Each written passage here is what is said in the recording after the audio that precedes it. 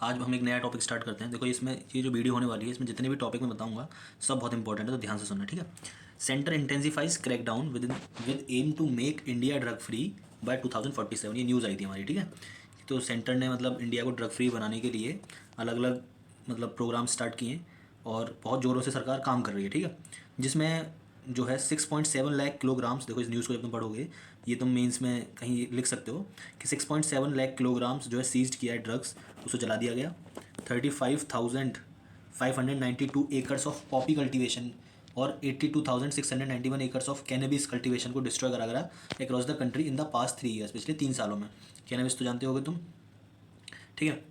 Appraisal report of district police chief to be linked to action taken against drug menace, ठीक है। तो police की report वगैरह आई जिसने बताया किस तरीके से ड्रग्स को डिस्ट्रॉय किया गया पूरी कंट्री में, ठीक है। अब ड्रग को कोऑर्डिनेट करने के लिए एक बॉडी है, नार्को कोऑर्डिनेशन सेंटर, ठीक है। तो नार्को कोऑर्डिनेशन सेंटर ये मैकेनिज्म है जिसको सेटअप किया था by the Ministry of Home affairs in 2016। तो ये याद रखना कि जो नार्कोटिक्स से रिलेटेड, जो नार्को और ड्रग्स से रिलेटेड जो परेशानियां हैं, जो इश्यूज़ हैं, उनको कौन डील करता है? Ministry of Home affairs. तो मिनिस्ट्री ऑफ होम अफेयर्स के अंडर हमने क्या बनाया, एक मैकेनिज्म बनाया जिसका नाम था नार्को कोऑर्डिनेशन सेंटर, NCORD, ठीक है, NCORD। ये एक मैकेनिज्म है for the effective coordination among all drug enforcement agencies and other stakeholders and also to provide common platform for discussion on drug trafficking related issues, ठीक है ना। मतलब जो नार्को कोऑर्डिनेशन सेंटर बनाया है, इसका मेन एम क्या है कि सारी जो ड्रग एनफोर्समेंट एजेंसी हैं उनको एक साथ कोऑर्डिनेट कराने के लिए इसका मेन एम है, ठीक है। सब जो ड्रग एनफोर्समेंट एजेंसी हैं वो एक दूसरे से कोऑर्डिनेट कर पाएँ और जो भी अदर स्टेक होल्डर्स हैं उन सबको एक प्लेटफॉर्म मिल पाए, कॉमन प्लेटफॉर्म, जिस पर वो डिस्कस कर पाएँ ड्रग ट्रैफिकिंग रिलेटेड इशूज़ को, ठीक है। अब इंडिया में मेन बॉडी कौन है जो ड्रग से रिलेटेड डील करती है?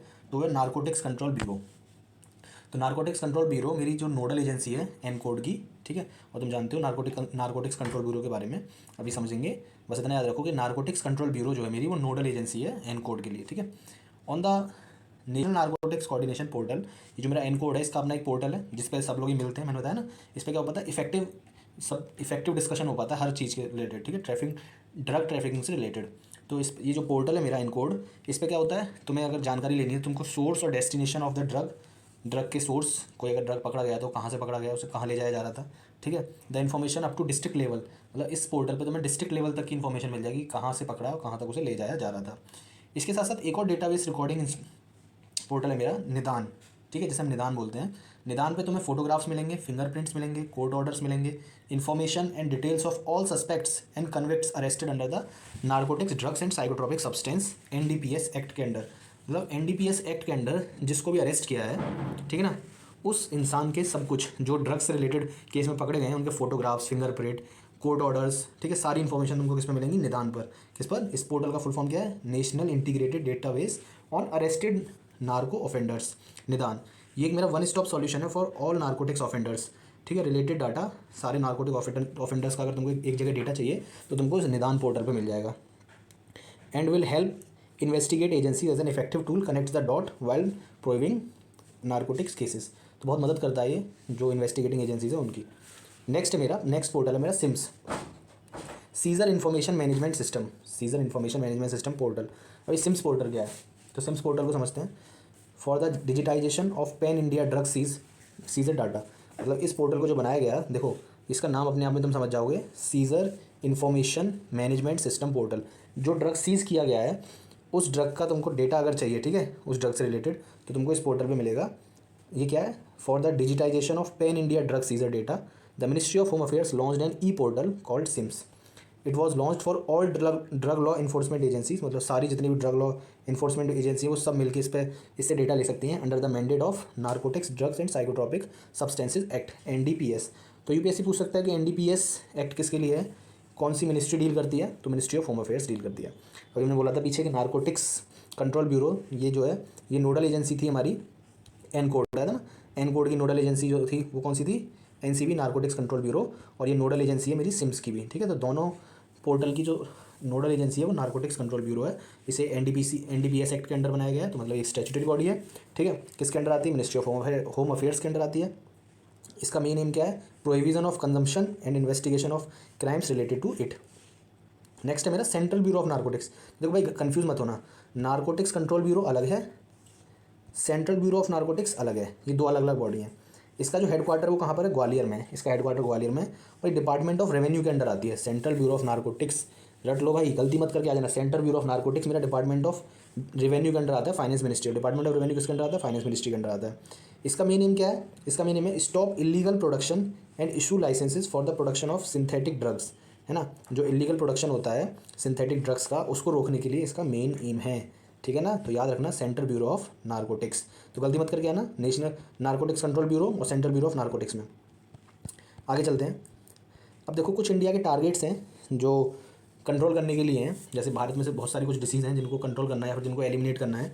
जैसे टीबी को भारत में एलिमिनेट करना है 2025 तक, ऐसे क्वेश्चन पूछ लेता है, ठीक है, कि इसको एलिमिनेट करने का जो टारगेट है ऐसे एक ऑप्शन में देता ही देता है।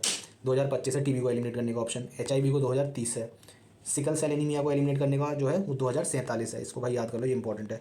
2047, ठीक है, जो हमारी आज़ादी को 100 साल हो जाएंगे। मलेरिया को एलिमिनेट करने का 2030 है, लिम्फेटिक को एलिमिनेट करने का 2030 है और काला आजार को भी एलिमिनेट करने का 2023 है। मतलब काला आजार को एलिमिनेट करने की डेट निकल गई है। कौन कौन सी डिसीज़ एलिमिनेट कर दी गई है भारत से, तो स्मॉल पॉक्स एलिमिनेट कर दिया है 1980s में ही, ठीक है। स्मॉल पॉक्स किससे होता था, वायरस से होता था। यूपीएससी तुम्हें फंसाता है यहाँ पे बैक्टीरिया देकर, किससे होता है, वायरस से, स्मॉल पॉक्स। पोलियो एलिमिनेट कर दिया 2011 में, ठीक है। पोलियो किससे होता है, पोलियो वायरस से होता है। यॉस को एलिमिनेट कर दिया गया 2015 में, ये किससे होता है, बैक्टीरियल इन्फेक्शन से होता है, बैक्टीरियल इन्फेक्शन से। वहीं मैटरनल एंड न्यूनटल टिटनस, जो टिटनेस होती है मेरी माँ और बच्चे को, ठीक है, उसको भी 2015 तक में एलिमिनेट कर दिया गया। ये होती थी मेरी बैक्टीरियम क्लस्टोरिडियम टिटानी, ठीक है, एक बैक्टीरिया था क्लस्टोरिडियम टिटानी, उससे होती थी। नेक्स्ट है मेरी बेटाक्यूनिन, ठीक है। अगर तुमने लास्ट मेरी वीडियो देखी होगी जो मैंने रिलीज से पहले वीडियो बनाई थी, उसमें बेटाक्यूनिन के बारे में हमने बात करा था, पेटेंट एक्ट वाली वीडियो। तो बेटाक्यूनिन क्या है, मेरी बेटाक्यूनिन एक मेरी जो बेटाक्यूनिन है वो जो मेरे को टीबी होती, जो मतलब टीबी होती है, मल्टी ड्रग रेजिस्टेंट ट्यूबरक्लोसिस, उसके अगेंस्ट में ली जाती है बेटाक्यूनिन, ठीक है। ड्रग रेजिस्टेंट ट्यूबरक्लोसिस जब होता है, ड्रग रेजिस्टेंट ट्यूबरक्लोसिस या फिर उसे मल्टी ड्रग रेजिस्टेंट ट्यूबरक्लोसिस बोलते हैं, तो उसके अगेंस्ट कौन सी गोली ली जाती है, बेटाक्यूनिन। ये इसका जो पेटेंट था वो जॉनसन एंड जॉनसन के पास था और रिसेंटली अभी 2023 में, ठीक है, इसके पेटेंट को क्या कर दिया, खत्म हो गया इसका पेटेंट, और एवरग्रीन नहीं करी गई इसके पेटेंट की, मतलब इसे अलाउ नहीं करा गया पेटेंट के लिए दोबारा से, बेटाक्यूनिन के पेटेंट के लिए, किसको, जॉनसन एंड जॉनसन को। तो ये न्यूज़ थी लास्ट वीडियो में, जॉनसन एंड जॉनसन, ठीक है। अब आगे चलते हैं। अब ग्लोबल ट्यूबरक्लोसिस रिपोर्ट आई थी 2022 में।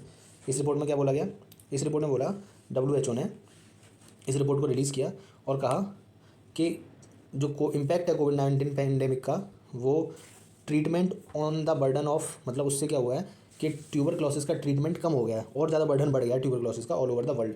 इसने बताया कि जो नंबर ऑफ पीपल डायग्नोस्ड हुए थे 2021 में, वो ज़्यादा डायग्नोस्ड हुए हैं बाय 4.2%, ठीक है। जो टीबी से नंबर ऑफ पीपल डायग्नोस्ड हुए हैं वो 4.2% ज़्यादा डायग्नोस्ड हुए हैं, मतलब ज़्यादा लोग बीमार हुए हैं 2021 के कंपैरिजन में, 2020 के कंपैरिजन में 2021 में ज़्यादा लोग बीमार हुए हैं ड्यू टू ट्यूबरक्लोसिस, उसकी वजह से, कोविड-19 की वजह से। इस रिपोर्ट ने बताया कि 28% जो ग्लोबल बर्डन है टीबी का, वो कहाँ पे, इंडिया में। मतलब दुनिया के 28% लोग जो टीबी से ग्रसित हैं वो कहाँ पर है, इंडिया में, ठीक है। और जो टॉप 8 कंट्रीज़ हैं जिसमें 63.8% टीबी है, भारत उसमें से तो आएगा ही आएगा, क्योंकि भारत में सबसे ज़्यादा टीबी के पेशेंट हमको देखने को मिलेंगे 28%। तो टॉप 8 कंट्रीज़ में भारत आता है जो टीबी से लड़ रही हैं, जिसमें टीबी सबसे ज़्यादा देखने को मिलता है, ठीक है। हमारे यहाँ तक समाप्त होता है। अब एक नेक्स्ट मेरा इफेक्ट है, यूपीएससी आजकल ऐसे क्वेश्चन बहुत पूछ रहा है, कैंटिलोन इफेक्ट, अजीब अजीब से क्वेश्चन पूछता है, ग्रीन वॉशिंग, तो ये सब समझते हैं। कैंटिलोन इफेक्ट क्या है, तो Cantillon effect refers to the idea that changes in the money supply in an economy causes redistribution of purchasing power among people, ठीक है। ये कहता है कि जो चेंज हो रहा है मनी सप्लाई में एक इकोनॉमी में, वो रीडिस्ट्रीब्यूशन ऑफ परचेजिंग पावर को इफेक्ट कर रहा है। कैसे समझ, price of goods and services and leads to the misallocation of scarce resources. जो मेरा चेंज इन इकोनॉमी जो हो रहा है ना, चेंज इन इकोनॉमी जो होता है, तो चेंज इन मनी सप्लाई का चेंज क्या करता है, डिस्टर्ब कर देता है relative price of goods and services. मतलब किसी के पास ज़्यादा पैसा आ जाता है, ठीक है, तो जब वो क्या करता है, ज़्यादा चीज़ें खरीदने लग जाता है, जिसकी वजह से जो रिसोर्सेज हैं उनकी रेट बहुत ज़्यादा हाई कर जाता है, इन्फ्लेशन हो जाता है, और अदर पीपल उसको अफोर्ड नहीं कर पाते, ठीक है। इसकी वजह से क्या होता है, misallocation of scarce resources. जो स्कार्स रिसोर्सेज हैं वो मिस एलोकेट हो पाते हैं। मतलब कोई लोग हैं जिनके पास 1,000 लीटर पानी वेस्ट कर रहे हैं, कोई है जिनके पास 1 लीटर पानी भी नहीं है, ठीक है। तो जब बहुत ज़्यादा मेडागास्कर का तुम एग्जांपल समझ सकते हैं यहाँ से। तो इसने बताया, इस इफेक्ट को और थोड़ा समझते हैं, कैंटिलोना इफेक्ट को, कि मनी सप्लाई जब एक्सपेंड करती है तो फ्रेश मनी इंजेक्ट होती है to the particular section of the economy. इसी बस डायग्राम को याद रखना कि पर्टिकुलर सेक्शन के पास पैसा आ रहा है, वो पैसे को क्या कर रहा है, यूज़ कर रहा है, ठीक है, वो पैसे को यूज़ कर रहा है, बाकी के सेक्शन के लोगों के पास पैसा नहीं जा पा रहा। तो जब मनी सप्लाई मेरी एक्सपेंड करती है तो फ्रेश मनी इंजेक्ट हो जाती है to the particular section of the economy. People in this section of the economy are ancient compare to the people in the rest of the world. अब जो इस जिन लोगों के पास पैसा आता है वही क्या करते हैं, उस पैसे का फ़ायदा उठाते हैं, बाकी सब लोग को कोई फ़ायदा नहीं होता। The purchasing power of people who first receive the freshly created money is enhanced at the cost of rest of the society. तो जो कुछ वर्ग के लोग हैं उनकी परचेसिंग पावर क्या कर जाती है, बहुत ज़्यादा इंक्रीज़ कर जाती है, और अदर लोगों की परचेसिंग पावर इंक्रीज़ नहीं करती। Price of goods and services that the first recipients of freshly created money spend their money on begin to rise. और जिसकी वजह से ये लोगों के पास जब पैसा आता है तो ये क्या करते हैं, गुड्स और सप्लाई खरीदने लग जाते हैं, जिसकी वजह से ये लोग क्या करते हैं, गुड्स और सप्लाई की डिमांड बहुत ज़्यादा हाई कर देते हैं।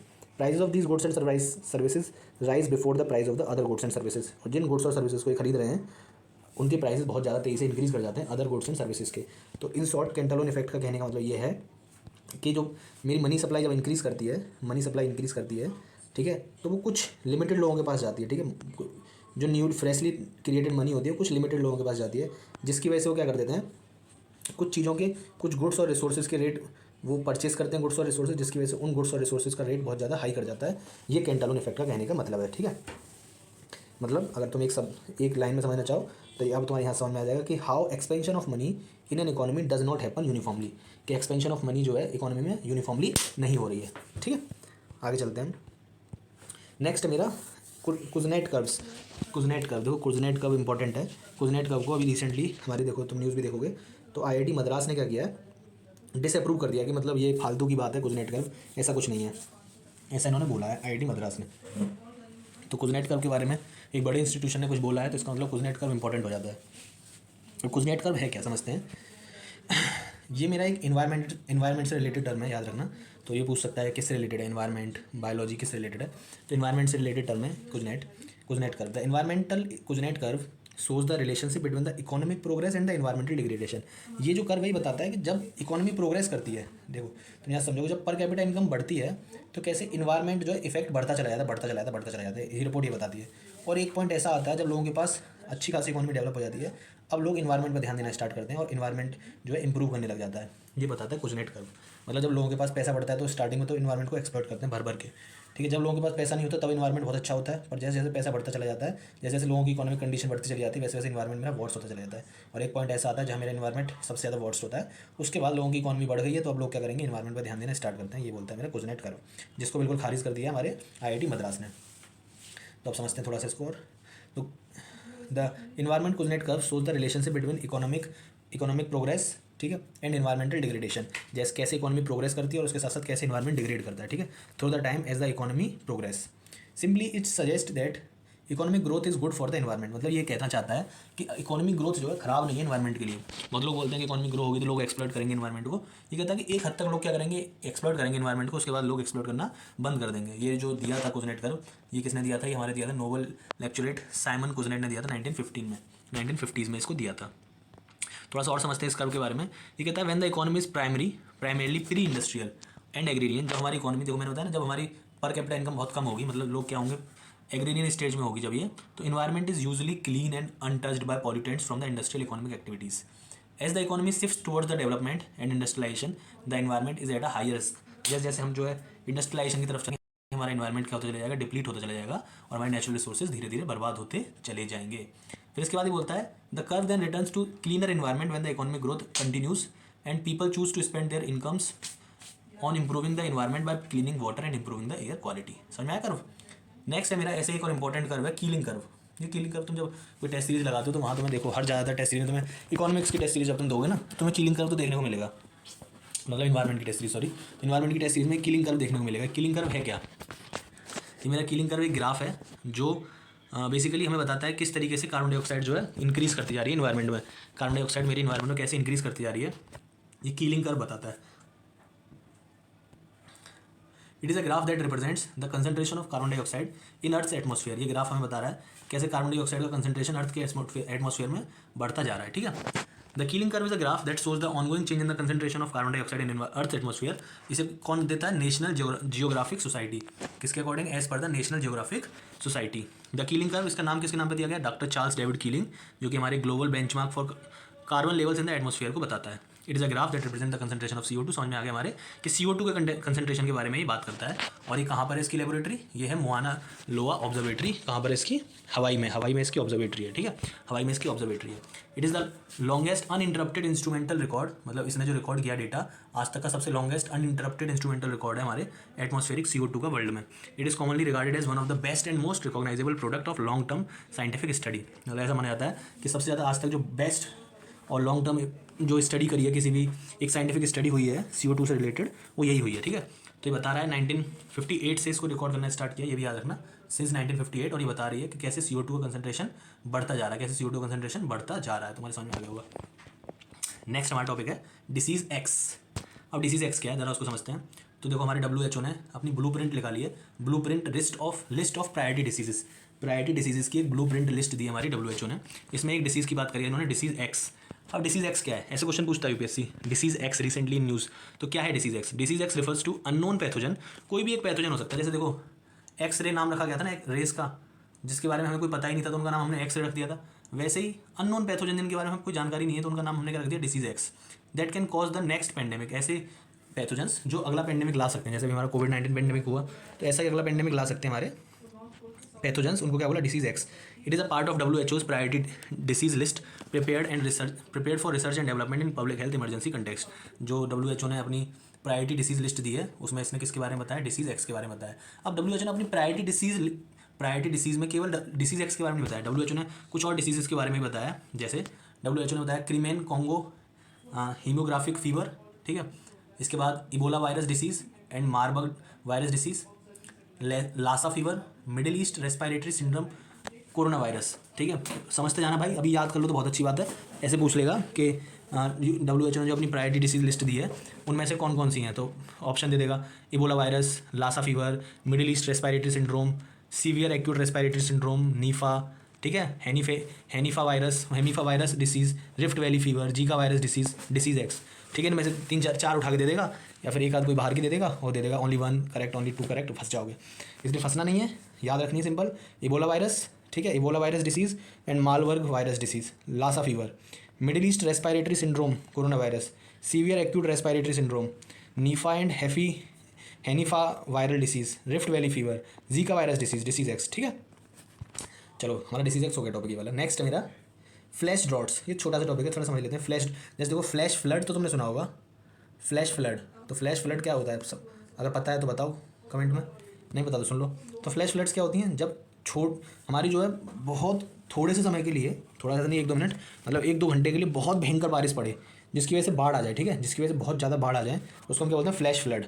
ऐसे ही हमारी फ्लैश ड्रॉट भी है। फ्लैश ड्रॉट क्या है, flash drought have been defined in 2 ways, 2 तरीके से हमें बताते हैं। Either as a short lived yet severe event where soil moisture completely deplete, मतलब या तो मेरा शॉर्ट लिव्ड है येट सीवियर इवेंट है, मतलब थोड़ी सी देर के लिए पर क्या बहुत ज़्यादा सीवियर इवेंट है, मतलब कुछ समय के लिए हुआ, कुछ हफ्तों तक के लिए, पर बहुत ज़्यादा सीवियर इवेंट कर गया, उसको मैं फ्लैश ड्रॉट बोलूँगा।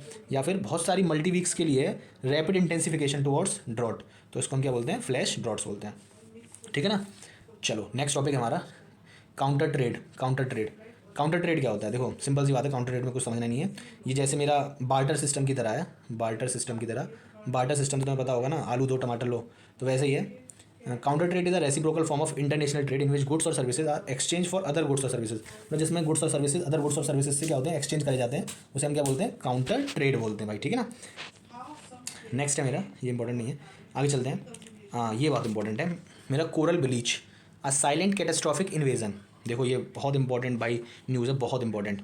मेरी क्या हो रही है कि हम क्या कर रहे हैं, एक सीवीड ग्रो कर रहे हैं, सीवीड। तो उस सीवीड जो है, जो हम ग्रो कर रहे हैं, वो एक इन्वेजिव एलियन स्पीसीज़ है। वो सीवीड क्या कर रही है, मेरे कोरल्स को डिस्ट्रॉय करती जा रही है, कोरल्स की ब्लीचिंग हो रही है उसकी वजह से, ठीक है। कहाँ ग्रो कर रहे हैं, तमिलनाडु के कोस्ट पर। तो the government plants a seaweed park, government एक सीवीड पार्क बनाना चाहती है, ठीक है, कहाँ पर, तमिलनाडु में। और उसमें कौन सा सीवीड यूज़ करना चाह रही है, कौन सी स्पीसीज़, हाँ कप्पा फाइकस याद रखना, कप्पा फाइकस। यूपीएससी पूछेगा कप्पा फाइकस रिसेंटली न्यूज़ क्या था कप्पा फाइकस, ठीक है। तो कप्पा फाइकस का एक सीवीड है, इन्वेजिव स्पीसीज है, जो कि एक ये क्या है, एक मेरी इन्वेजिव सीवीड है, इन्वेजिव सीवीड। अब इन्वेजिव है, ठीक है, इसलिए इसका इफेक्ट पड़ रहा है बहुत ज़्यादा कोरल्स के ऊपर। क्या पड़ रहा है, बहुत ज़्यादा कोरल्स के ऊपर। तो क्या कर रहा है, poses to corals in the Gulf of Mannar वाले रीजन में, ठीक है, marine national park running along the state coast line. कौन सा नेशनल पार्क है वहाँ पर, मरीन नेशनल पार्क। उसमें जो हमारे कोरल्स हैं उनके ऊपर ये बहुत इफेक्ट डालने वाला है कप्पा पाइकस, जो कि एक इन्वेजिव सीवीड है, ठीक है। तो कप्पा पाइकस क्या है, एक सीवीड है, थ्रेड डालना हमारे कोरल्स को, कहाँ पर, गल्फ ऑफ मन्नार में। इतनी बात रट लो, एक इन्वेजिव स्पीसीज है। इतना रट लिया तो गारंटी से कह रहा हूँ 2 नंबर तुम्हारे आने वाले हैं, यहाँ से क्वेश्चन आने की संभावना पूरी है। नेक्स्ट है मेरा कारागीनम। कारागीनन, कारागीनन क्या है, कारागीनन एक मेरा पॉलीसेक्राइड जो है, पॉलीसेक्राइड है जो एक्सक्रीटेड होता है from the alga that finds use in the industrial gums, smoothening agents in ice cream, toothpaste, jellies, medicine.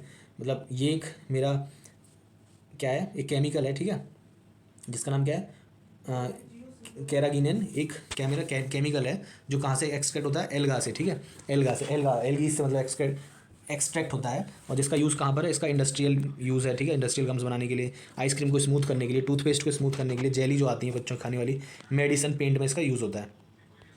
अब देखो सीवीड क्या होती है, सीवीड हमने समझ लिया, ये क्या होती है, माइक्रो एल्गी होती है सीवीड। इसके क्या क्या यूज़ है, खाने के लिए यूज़ होती है सीवीड। तो सीवीड को याद रखना, मैक्रो एल्गी है, मैक्रो एल्गी, ठीक है, मैक्रो एल्गी, माइक्रो गलत बोल गया, मैक्रो एल्गी है, ठीक है। सीवीड कहाँ यूज़ होती है, खाने के लिए, मेडिसिनल पर्पज़ के लिए, फर्टिलाइजर्स के लिए, ठीक है। सी ग्रास क्या होता है, सी ग्रास, सी ग्रास क्या, सी ग्रास जैसे मेरी टेरिस्टोरियल ग्रास होती है, टेरिस्टोरियल ग्रास बिल्कुल वैसी ही ग्रास होती है समुद्र में, जिसको हम क्या बोलते हैं, सी ग्रास। तो restoration process in gulf of Mannar चल रहा है सी ग्रास का, मतलब सी ग्रास को हम क्या कर रहे हैं, रिस्टोर कर रहे हैं गल्फ ऑफ मन्नार में। सी ग्रास क्या, एक फ्लावरिंग प्लांट है जो कि वाटर में सबमर्ज्ड होता है, ये बहुत इंपॉर्टेंट है भाई। पानी के नीचे एक घास, ऐसा अज्यूम करो, जिस पर क्या आते हैं, फूल आते हैं, और फूल उस पर ग्रो करते हैं, ठीक है। ये क्वेश्चन गलत कराओगे तुम, यूपीएससी ने पूछ लिया कि सी ग्रास पे फूल खिलते हैं, तुम सोचोगे पानी के नीचे फूल कैसे खिल सकता है, तो फूल खिलते हैं, ठीक है। इनको हम सी ग्रास को क्या बोलते हैं, इकोसिस्टम इंजीनियर्स भी बोलते हैं। ये मोस्ट इंपॉर्टेंट है, यूपीएससी पूछ चुका है कि लंग्स ऑफ द अर्थ अगर उसको बोलते हैं अमेजॉन फॉरेस्ट को, तो किडनी ऑफ द अर्थ किसको, किडनी ऑफ द अर्थ किसको बोलेंगे, ठीक है। वैसे यहाँ से पूछ सकता है इकोसिस्टम इंजीनियर्स किसको बोलते हैं। ये क्या करते हैं, कार्बन सिक्वेस्ट्रेशन करते हैं, इसलिए इनको हम क्या बोलते हैं, इकोसिस्टम इंजीनियर्स बोलते हैं। वाटर की क्वालिटी को इंप्रूव करते हैं, और ये प्रोवाइड करते हैं एक कौन सी साइट है ये, नेसेसरी साइट, गलत लिख रहा है जो भी लिख रहा है, आगे चलते हैं।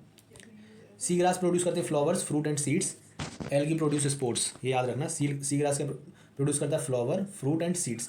वहीं जो एल्गी होती है मेरी, एल्गी बोलते हैं सीवीड, सीवीड का प्रोड्यूस करती है spores. Sea grasses like terrestrial grasses have separate roots, इनकी अपनी अलग रूट्स होती हैं, लीव्स होती हैं इन पे, अंडरग्राउंड स्टेम्स होती हैं जिसको हम राइजोम्स बोलते हैं, अंडरग्राउंड स्टेम्स होती है, इसमें क्या होते हैं, राइजोम्स बोलते हैं। इकोसिस्टम इंजीनियर्स भी बोलते हैं सी ग्रास को।